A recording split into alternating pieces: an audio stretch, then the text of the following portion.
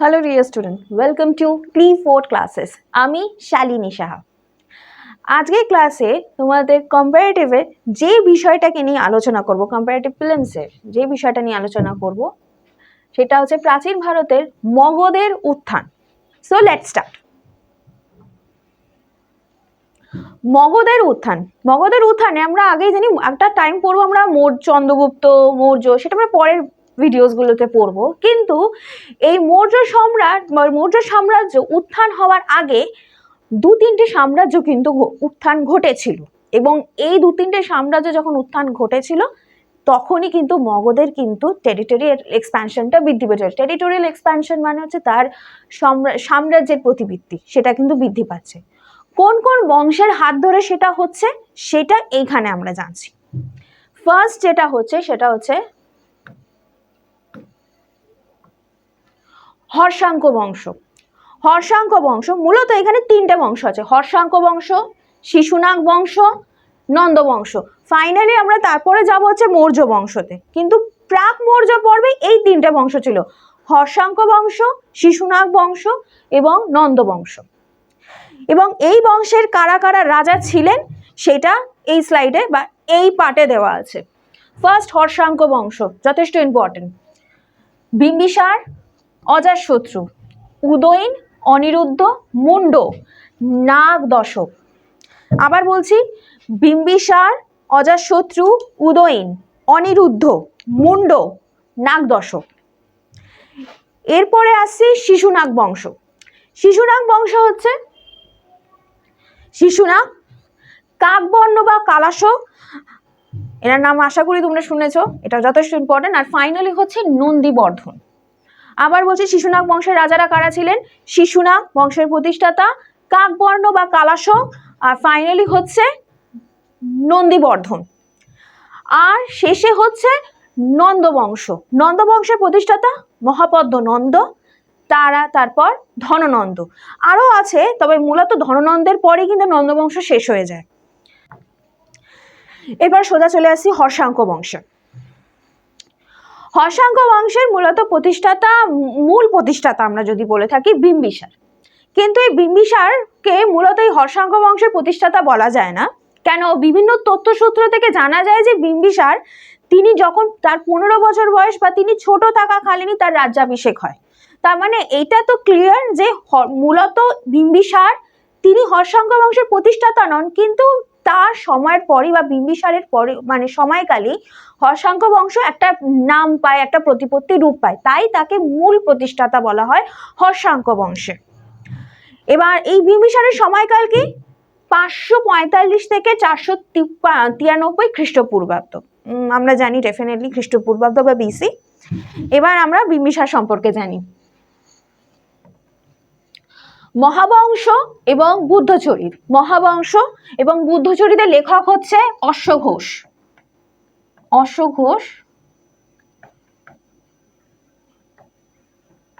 বুদ্ধচরিতের লেখক। এই দুই গ্রন্থই হচ্ছে বৌদ্ধ গ্রন্থ, এবং এই বৌদ্ধ গ্রন্থ থেকে বিম্বিসার সম্পর্কে জানা যায় যে তিনি হর্ষাঙ্ক বংশেরই সন্তান ছিলেন, মানে এই বংশেরই সন্তান। এছাড়া মৎস্য পুরাণ অনুসারে আবার শিশুনাগেরও সন্তান বলা হয়েছে। বিভিন্ন গ্রন্থগুলোতে মানে বিভিন্ন ধরনের গ্রন্থে বিভিন্ন ধরনের ইনফরমেশন আছে, এটা বেসিক। এগুলো নিয়ে বিভিন্ন তর্ক বিতর্ক থাকে, তবে এটা মূলত নর্মালি জেনে রাখার বিষয় যে কোন বংশে বা কোন কোন গ্রন্থে কোন রাজা সম্পর্কে কি কি বলেছে। মৎস্য পুরাণে একরকম বলেছে। এরপরে যেটা important, please be noted, Shrenika. Bimbisara তিনি শ্রেণিক উপাধি গ্রহণ করেছিলেন, তার কারণ বহু ঐতিহাসিকরা মনে করেন কারণ তিনি সর্বপ্রথম স্থায়ী সেনাবাহিনী গঠন করেছিলেন বলে। মগধ সাম্রাজ্যে তিনি প্রথম রাজা যিনি স্থায়ী একটা সেনাবাহিনী, আগে অস্থায়ী মানে আগে স্থায়ী মানে তার আগে কি ছিল? দেখো, তার আগে তো সাম্রাজ্যের মতন তো কনসেপ্ট গড়ে ওঠার মতন কোনো বিষয় ছিল না। সেটাই বলছে, তার আগে যখনই যেটা প্রয়োজন ছিল ভাড়া করে আমরা যখন সেনাবাহিনী ডেকে নেওয়া হতো। কিন্তু বিম্বিসার উনি কি করেছেন, সর্বপ্রথম একটা স্থায়ী সেনাবাহিনী গঠনের উদ্যোগ নেন। তাই জন্য এটা বহু ঐতিহাসিকদের মত, তাই জন্য তার উপাধি হচ্ছে শ্রেণিক। এটা খুব ইম্পর্টেন্ট। সিংহাসন আরোহণের সমকালে তার বয়স ছিল হচ্ছে 15। আগেই বলেছিলাম, তিনি যখন ছোট ছিলেন তিনি তার পিতার দ্বারা রাজাভিষেক হন, এটা বিভিন্ন গ্রন্থতে মেনশন আছে। এবারে বিম্বিসার তার রাজ্য সীমানা কতটা? বিম্বিসারের রাজ্য সীমানা মানে মগধের রাজ্য সীমানা দক্ষিণ বিহারের পাটনা থেকে গয়া জেলার মধ্যেই সীমাবদ্ধ ছিল। অল্প কিন্তু যথেষ্ট আস্তে আস্তে স্ট্রং টেরিটরি উনি তৈরি করছিলেন, মানে উনি বেসটা কিন্তু তৈরি করে দিয়ে যাচ্ছিলেন। তাহলে আবার কি বিম্বিসারের যদি মানে রাজ্য বিস্তার সম্পর্কে জানা যায়, দক্ষিণে বিহার থেকে গয়া জেলা পর্যন্ত। তিনি মূলত তার যে বিভিন্ন একজন রাজাদের তার রাজ্য বিস্তারে বিভিন্ন ধরনের তাদের মানে কনসেপ্ট থাকে বা তাদের বিভিন্ন প্ল্যানিং থাকে। বিম্বিসারের ক্ষেত্রে প্ল্যানিং ছিল হচ্ছে বৈবাহিক সম্পর্ক। বৈবাহিক সম্পর্ক খুব যথেষ্ট ইম্পর্টেন্ট, মানে আমরা যত অন্য প্রতিবেশী রাজ্যের সাথে বৈবাহিক সম্পর্ক স্থাপন করব, তার মানে দুটো জিনিস হবে, যে সেই আমার যে পার্শ্ববর্তী যে রাজা বা পার্শ্ববর্তী সাম্রাজ্যের থেকে আমি সেই মুহূর্তেই আমি রক্ষা পেলাম, যে তারা আমাকে আক্রমণ করবে না, তাদের সাথে একটা হেলদি রিলেশনশিপ আমি তৈরি করে নিলাম। কিভাবে সেটা তৈরি করব? তিনি স্ট্র্যাটেজি নিয়েছিলেন অ্যাজ আ বৈবাহিক সম্পর্ক হিসাবে। এমনকি বলা হয়েছে মহাভাগ্য, আমি এটা মেনশন করি যে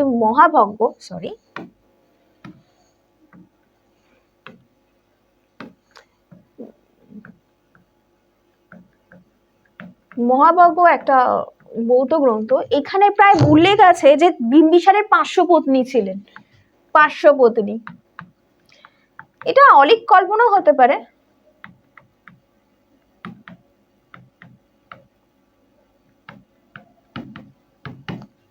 মহাভাগ্যতে মেনশন আছে যে তার নাকি 500 জন পত্নী ছিল, হোয়াটএভার।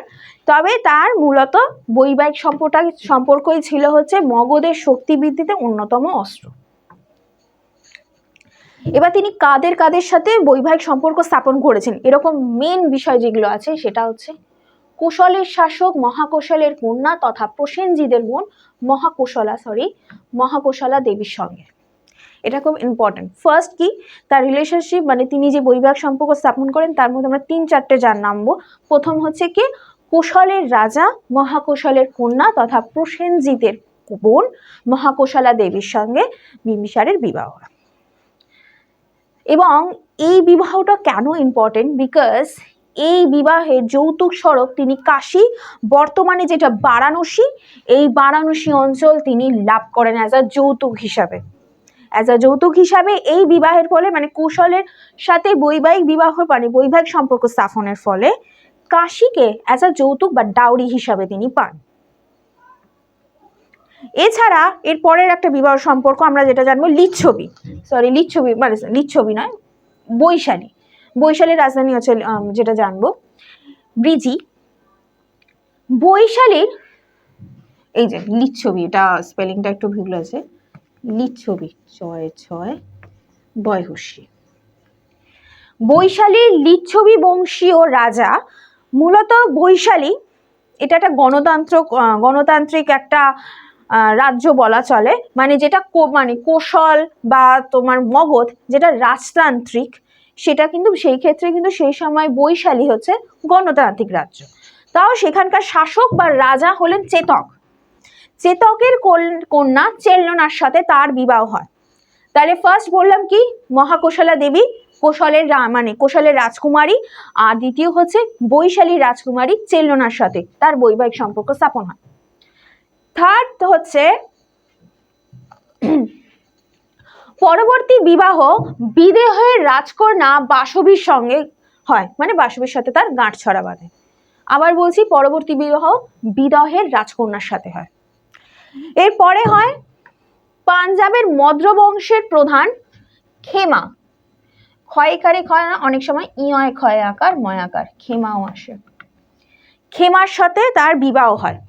তা মূলত চার রকম বা 4টে বৈবাহিক সম্পর্ক যথেষ্ট ইম্পর্টেন্ট। ফার্স্ট কৌশলের রাজকুমারী মহাকৌশলা দেবী, বৈশালীর রাজকুমারী চেল্লনা, থার্ড হচ্ছে বিদহের রাজকন্যা বাসবী, আর ফাইনাল লাস্ট ওয়ান আর দ্য ফোর্থ ওয়ান ইজ পাঞ্জাবের মদ্রের রাজকন্যা খেমার সাথে তার বিবাহ হয়। এবার এটা তো হলো বৈবাহিক সম্পর্কের মাধ্যমে তিনি তার রাজ্য বিস্তারের পরিকল্পনাটা সফল করলেন, বা এইভাবে তিনি তার রাজ্য বিস্তার করে থাকেন। কিন্তু তিনি তার গোটা জীবনে একটা মাত্র যুদ্ধই করেছিলেন। সেই যুদ্ধটা কার সাথে? বর্তমানে যেটা অঙ্গ, একমাত্র তার বিজিত এলাকা, তিনি এই অঞ্চলটা, যদি প্রশ্ন এরকম আসে যে বিম্বিসারের একমাত্র বিজিত এলাকা কোনটা, বা কোন রাজ্য তিনি একমাত্র কোন রাজ্য জয় করেছেন, সেটা হবে অঙ্গ। ষোড়শ মহাজনপদের একটা অন্যতম মহাজনপদ এই অঙ্গ। এই অঙ্গের প্রেজেন্ট লোকেশন হচ্ছে বর্তমানে ভাগলপুর এবং মুঙ্গের জেলা নিয়ে গঠিত। হোপফুলি বুঝতে পারছে, ভাগলপুর এবং মুঙ্গের, এইটা নিয়ে অঙ্গ। এই অঙ্গ, সেখানকার রাজা ছিল যে রাজা ব্রহ্মদত্ত।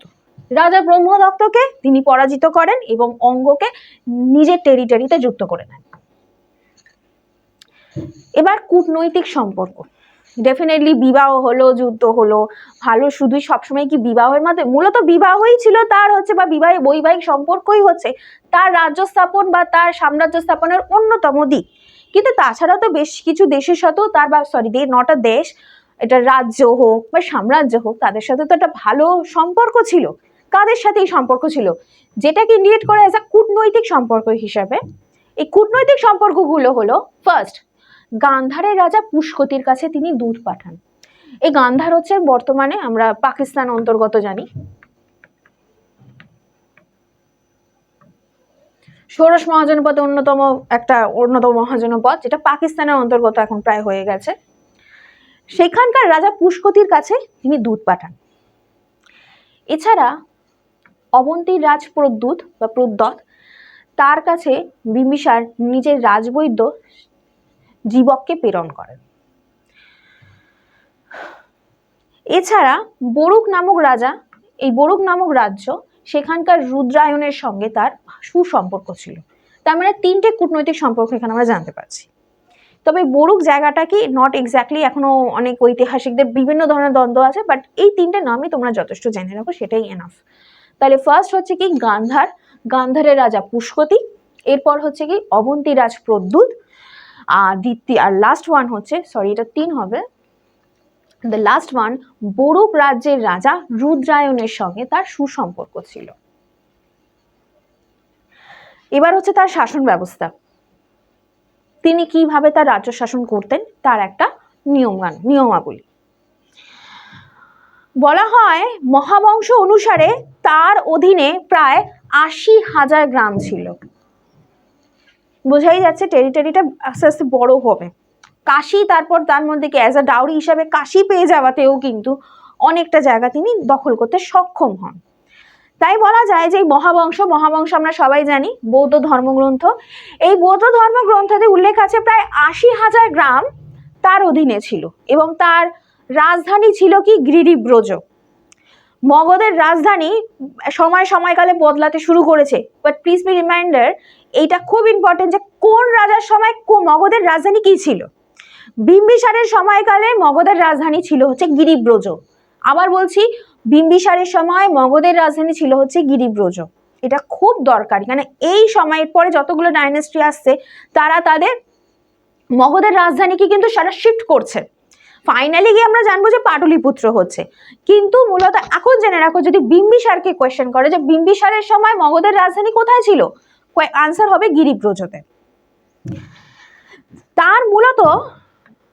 তার মূলত শাসন ব্যবস্থাকে তিনি 3টি ভাগে ভাগ করেছিলেন। এরপরে ফাইনালি বিম্বিসার সম্পর্কে ফাইনালি যেটা বলবো, ওনার মৃত্যু হয়, তবে তার নিয়ে বিভিন্ন কথা আছে। তবে মূলত বলা যায় যে দেবদত্তর উস্কানিতে, এই দেবদত্ত হচ্ছে মূলত তার শালক হিসাবে বলা চলে। এই দেবদত্ত কিন্তু বৌদ্ধ ধর্মের প্রতি অনুরাগী ছিলেন, তিনি নিজেও একজন বৌদ্ধ ধর্মের সন্ন্যাসীও ছিলেন।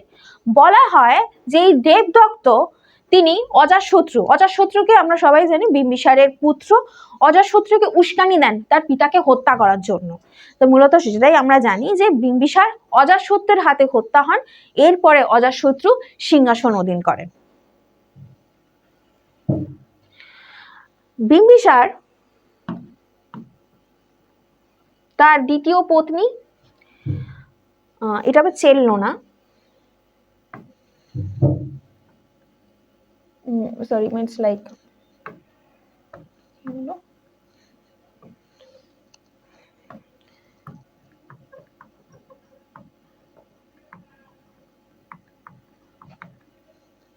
এই বিম্বিসার এবং তার দ্বিতীয় পত্নী চেল্লোনার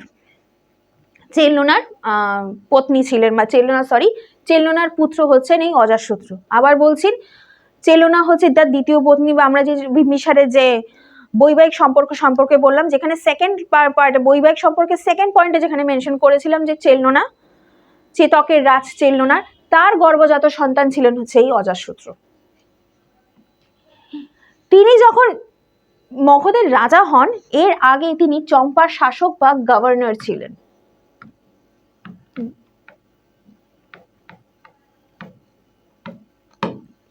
তিনি তার আগে যদি বলা হয় যে অজাতশত্রু তার প্রাক জীবনে বা সম্রাট হওয়ার আগে তিনি কি কাজ বা কি করতেন বা কোথাকার শাসক ছিলেন, আনসার ইজ চম্পা। এই চম্পা হচ্ছে অঙ্গের রাজধানী।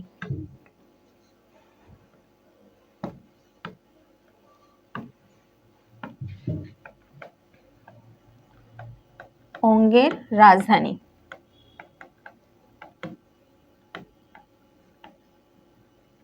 রাজধানী চম্পা। চম্পার তিনি শাসক ছিলেন।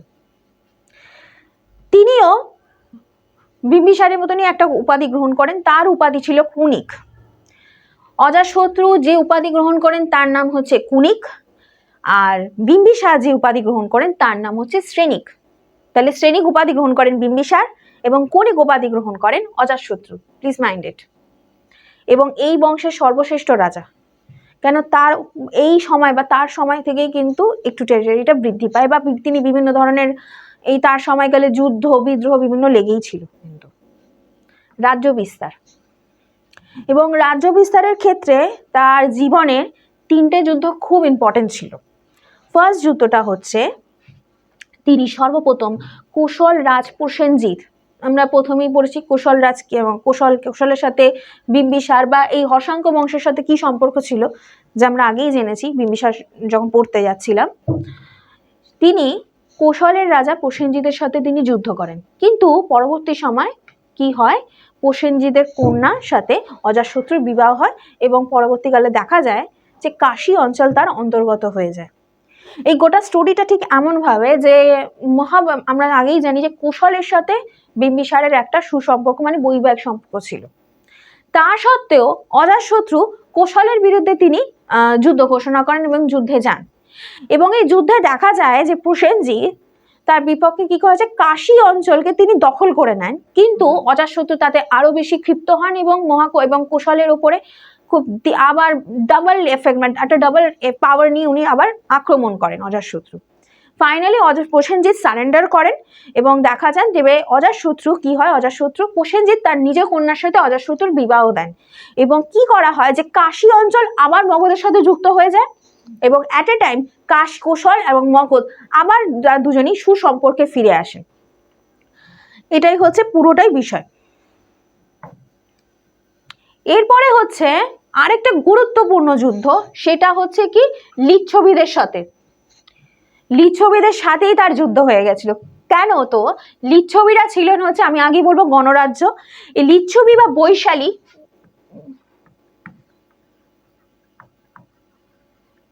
এই বৈশালী গণরাজ্যটা 36টা গণ বা 36টা এরকম গণ নিয়ে কিন্তু গঠিত হয়েছিল।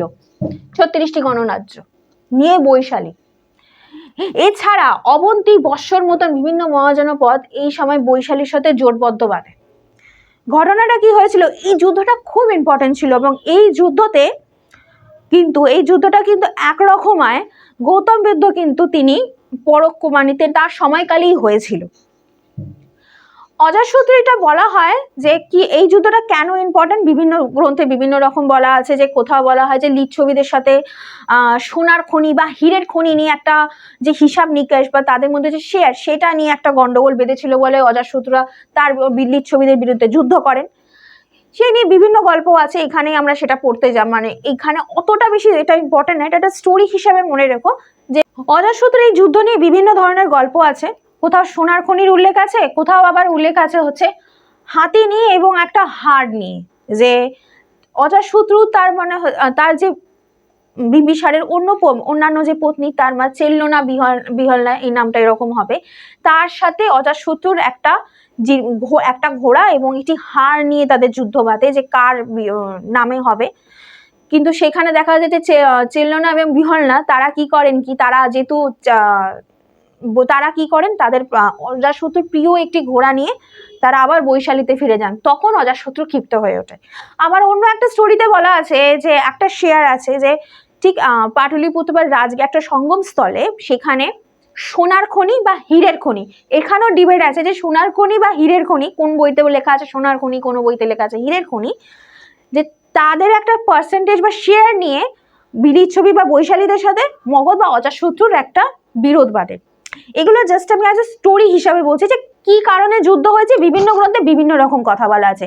তবে মূলত এই যুদ্ধটা খুব ইম্পর্টেন্ট। কেন তো একা অজাতশত্রু এবং তার বিপক্ষে ছিল হচ্ছে 36 জন গণরাজ্য মিলিয়ে গঠিত হচ্ছে এই বৈশালী, উইথ তার সাথে আরো দুটো মহাজনপদের মতন বৈশালী, অবন্তী, বৎস, এই মতন মহাজনপদ মিলিত হয়ে তারা অজাতশত্রুর বিরুদ্ধে যুদ্ধ করেন।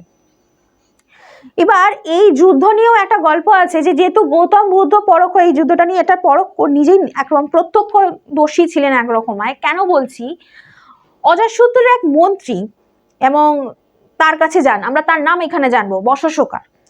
এই বশশোকারকে বলা হয় তিনি গৌতম বুদ্ধের কাছে যান এবং অ্যাজ একটা সাজেশন নিতে যে আমরা কিভাবে লিচ্ছবিদেরকে পরাস্ত করব। তো তখন গৌতম বুদ্ধ বশশোকারকে বলেন, এবং এটা বলাটা এমন যে দুজনের পক্ষে, মানে সেটা লিচ্ছবিদের পক্ষেও এমন ভাবে বলেছেন বা অজাতশত্রু, তিনি এটা নিরপেক্ষ হয়ে বলেন যে তোমরা সবাই যেন জোটবদ্ধ হয়ে থাকে। এর মানে হচ্ছে কেন জোটবদ্ধ হয়ে থাকে, কারণ হচ্ছে কি এইখানে আমরা জানবো এই কথাটার বড় একটা সারমর্ম ছিল, যেখানে বশশোকার বা অজাতশত্রু বুঝতে পেরেছিলেন যে জোট ভাঙতে হবে, আর লিচ্ছবিরা তারা বুঝতে পেরেছিলেন যে আমাদেরকে এই জোটটাকে ধরে রাখতে হবে। এটা হচ্ছে একটা ইন্টারেস্টিং গল্প। এবার লিচ্ছবিদের সম্পর্কে জানি। লিচ্ছবিদের বিরুদ্ধে এগুলো একটা গল্পের হিসাবে আমি বলছি, কেন তাহলে রিলেট করতে পারবে না। এবার লিচ্ছবিদের বিরুদ্ধে তিনি যুদ্ধ করতে গিয়ে বা যুদ্ধের সফলতা লাভ করতে গিয়ে যে ধরনের পদক্ষেপ বা স্টেপস অজাতশত্রু গ্রহণ করেছিলেন তা হলো, ফার্স্ট, গঙ্গা এবং সোন নদীর তীরে সঙ্গমস্থলে পাটুলি নামক জায়গা, খুব ইম্পর্টেন্ট, গঙ্গা এবং সোন নদীর তীরে পাটুলি নামক জায়গায় একটা অস্থায়ী দুর্গ তৈরি করেন, যা পরবর্তীকালে কি হয়, মগধের সাম্রাজ্য পাটলিপুত্র হিসাবে স্থাপন হয়ে যায় বা নগর হিসাবে গড়ে ওঠে। এটা খুব ইম্পর্টেন্ট যে গঙ্গা এবং সোন নদীর সঙ্গমস্থলে পাটুলি নামক গ্রাম, সেখানে অজাতশত্রু একটা দুর্গ নির্মাণ করেন, যা পরবর্তীকালে মগধেরই সাম্রাজ্য পাটলিপুত্র হিসাবে প্রতিষ্ঠিত হয়। সেকেন্ড, অজাতশত্রু তার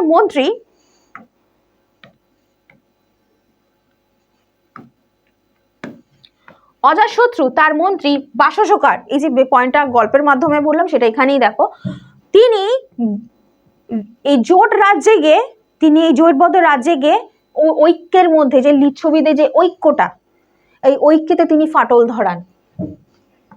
অ্যান্ড ফাইনালি, এটা খুব ইম্পর্টেন্ট, এটাও কোয়েশ্চেন্স গুলো খুব আসে, অজাতশত্রু এই যুদ্ধের জন্য, মানে বৈশালীদের বিরুদ্ধে যুদ্ধের জন্য দুটো অস্ত্র ব্যবহার করেন। প্রথম হচ্ছে কি, মহাকণ্টক শিলা আর রথমূষল। বিভিন্ন সিনেমাতে, সাউথ ইন্ডিয়ান সিনেমাসগুলোতে এই মহাশিলাকণ্ঠক এইটার ব্যবহার আমরা দেখেছি, এটা বিভিন্ন সাউথ ইন্ডিয়ান সিনেমাতে দেখা যায়। তবে এই দুটো যুদ্ধের, মানে এই স্পেশালি লিচ্ছবিদের বিরুদ্ধে যুদ্ধে এই দুটো অস্ত্রের নাম মহাশিলাকণ্ঠক এবং রথমূষল। এই দুটো অস্ত্রের ব্যবহার লিচ্ছবিদের বিরুদ্ধে যুদ্ধে তিনি করেন।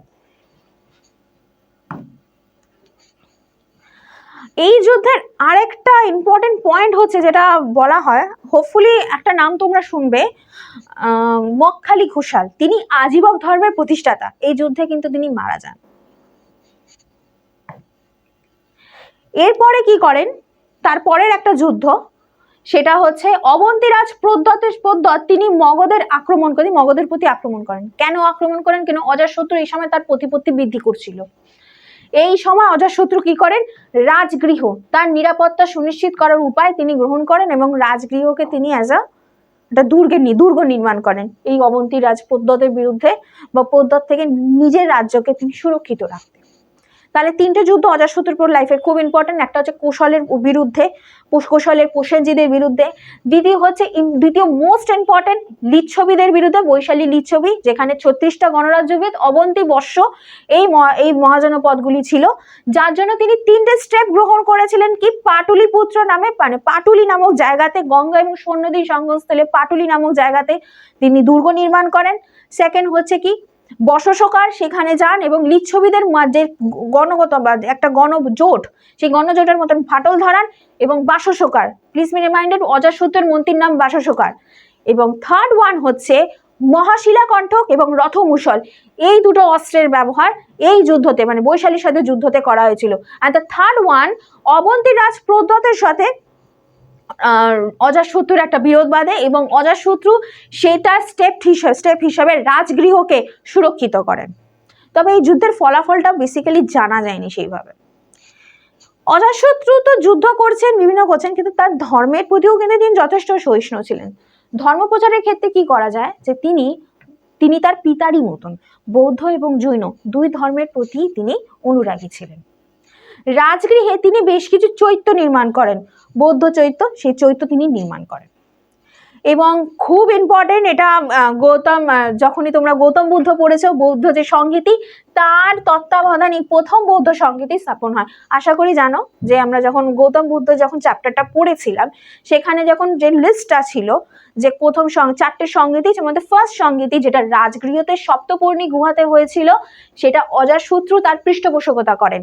তার তত্ত্বাবধানে প্রথম বৌদ্ধ সংহিতি, মানে after death of Gautam Buddha, তারপরেই কিন্তু এই প্রথম বৌদ্ধ সংহিতি ঘটে বা তিনি প্রচার করেন। এরপর আসছে শিশুনাগ বংশ। এতটা তো গেল হর্ষাঙ্ক বংশ। এবার বলবে যে হর্ষাঙ্ক বংশের বাকি রাজারা ততটা বেশি ইম্পর্টেন্ট নন। হর্ষাঙ্ক বংশের অজাতশত্রু, মানে বিম্বিসার এবং অজাতশত্রু, এরাই দুজন ইম্পর্টেন্ট ছিলেন। বাকিরা যারা আছেন, আমরা যেগুলো নাম জানবো হচ্ছে উদয়ীন, অনিরুদ্ধ, মুন্ড, নাগদশক, তারা সেইভাবে কিছু করে উঠতে পারেননি এবং তাদের নাম সেভাবে উল্লেখ পাওয়া যায় না। পুরাণে বা বিভিন্ন গ্রন্থতে নাম পাওয়া যায়, বাট তাদের অবদান খুব একটা নেসেসারি নয়। এই পরীক্ষার জন্য মূলত অজাতশত্রু এবং বিম্বিসার ইয়োর মেইন ফোকাস।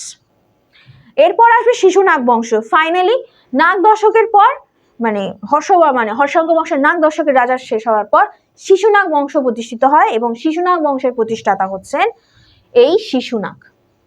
তার সময়কাল 430, বা এটা মতান্তর আছে 430 বা 12 এবং 364 বা 44, এই নিয়েই ঘটছে।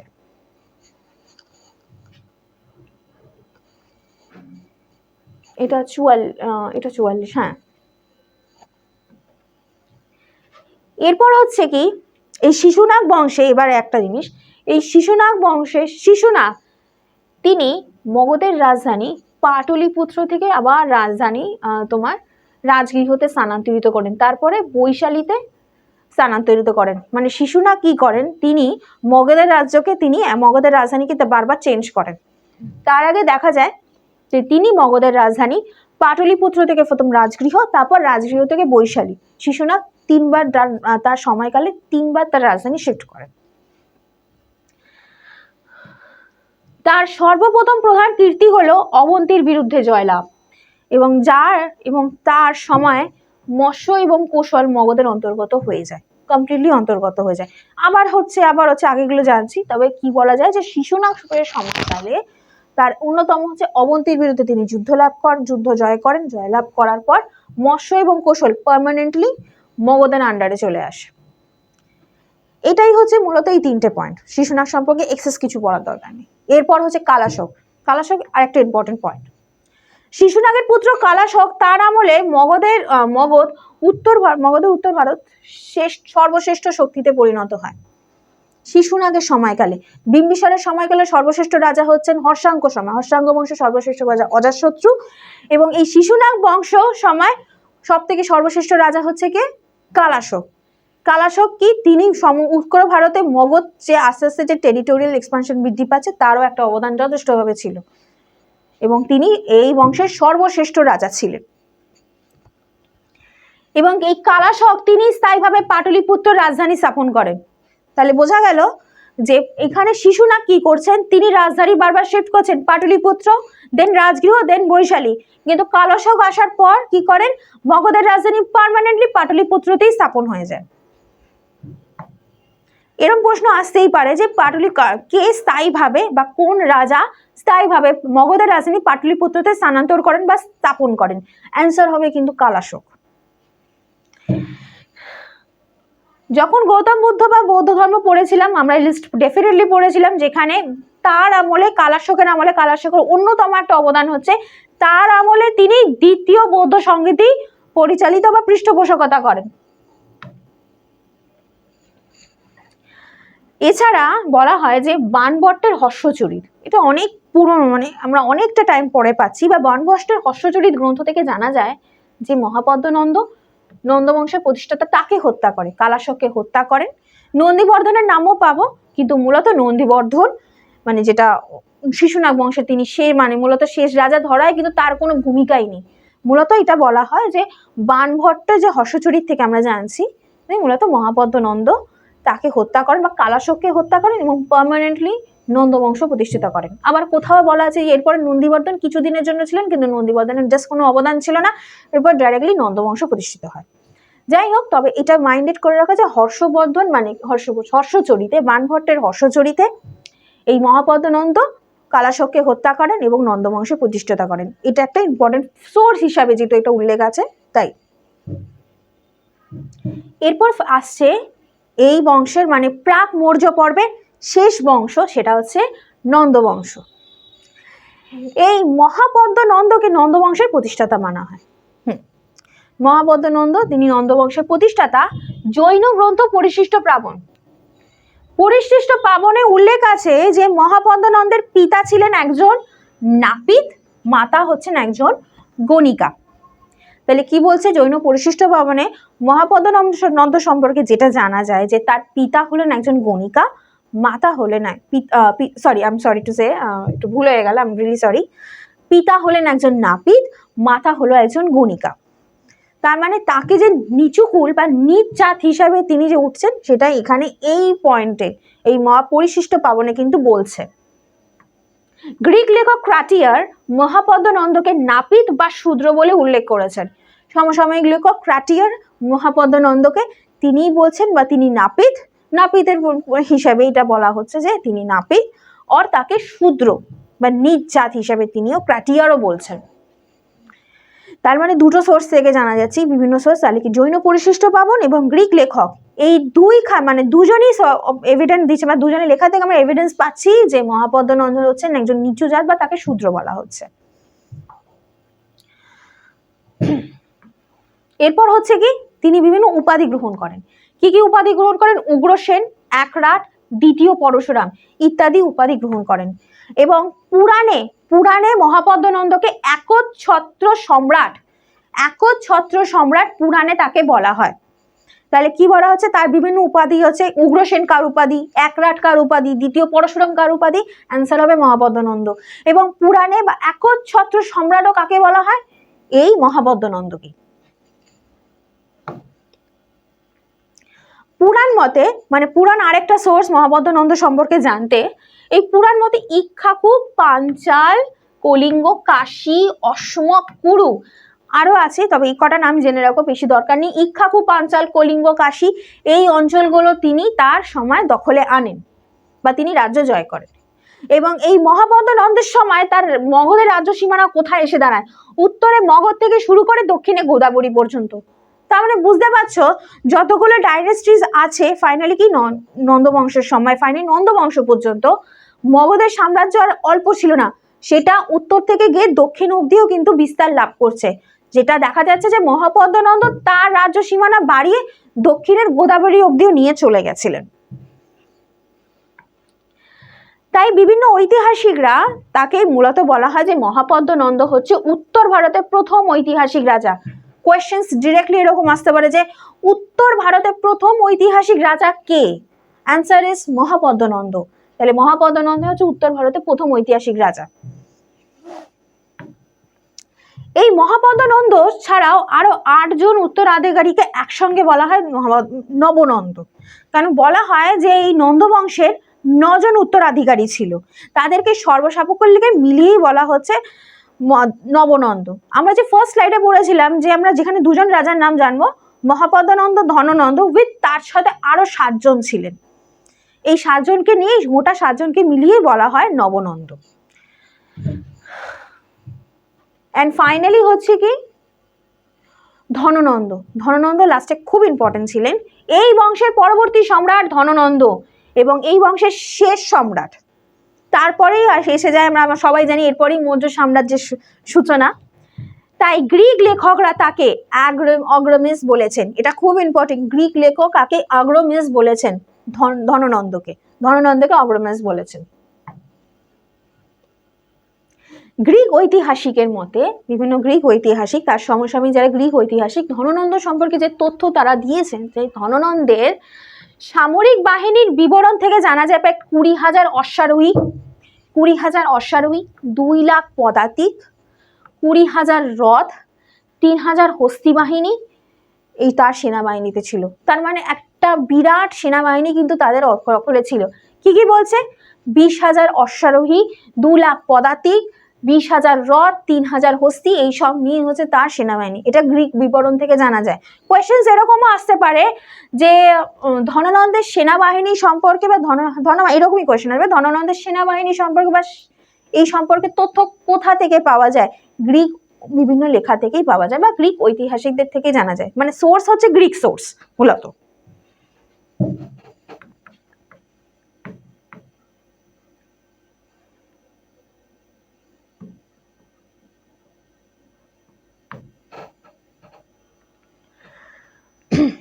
মহাপদ্মনন্দের বিভিন্ন মন্ত্রী ছিলেন, কিন্তু একটা ইম্পর্টেন্ট হচ্ছে কি, মহাপদ্মনন্দের একজন অন্যতম জৈন ধর্মের অন্যতম সন্ন্যাসী স্থূলভদ্র। স্থূলভদ্রের নাম আমরা জানবো, স্থূলভদ্রের নাম আমরা যখন জৈন ধর্ম পড়বো, স্থূলভদ্রের নাম আমরা পাবো। মৌর্য সাম্রাজ্য পড়বো, চন্দ্রগুপ্তের শেষ জীবনে কিন্তু আমরা স্থূলভদ্রের নাম আমরা পাবো। এই স্থূলভদ্র যখন জৈন ধর্ম গ্রহণ করছেন, তার প্রাক জীবনে কিন্তু ধননন্দের মন্ত্রী ছিলেন এই স্থূলভদ্র। পরবর্তীকালে যখন তিনি ছেড়ে চলে যান, তার স্থূলভদ্রের ভাই সেই জায়গা গ্রহণ করেন। তবে এটা একটা ইম্পর্টেন্ট জায়গা আছে, স্থূলভদ্র বা ধননন্দের একজন অন্যতম মন্ত্রী হচ্ছেন কে? এই স্থূলভদ্র, যিনি পরবর্তীকালে জৈন ধর্ম গ্রহণ করেন বা জৈন সন্ন্যাসী রূপে আসেন।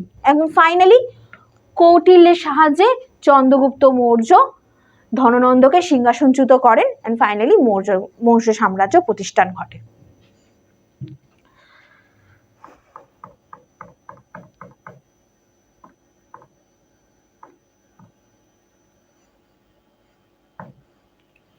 সো আজকে যেটা আমরা কভার করলাম, মগধের যে উত্থান, মগধের উত্থানে যে 3টে সাম্রাজ্য, কোন কোন রাজা, তাদের কি কি অবদান, সেটাই আজকে এই ভিডিওতে পড়ানো হলো।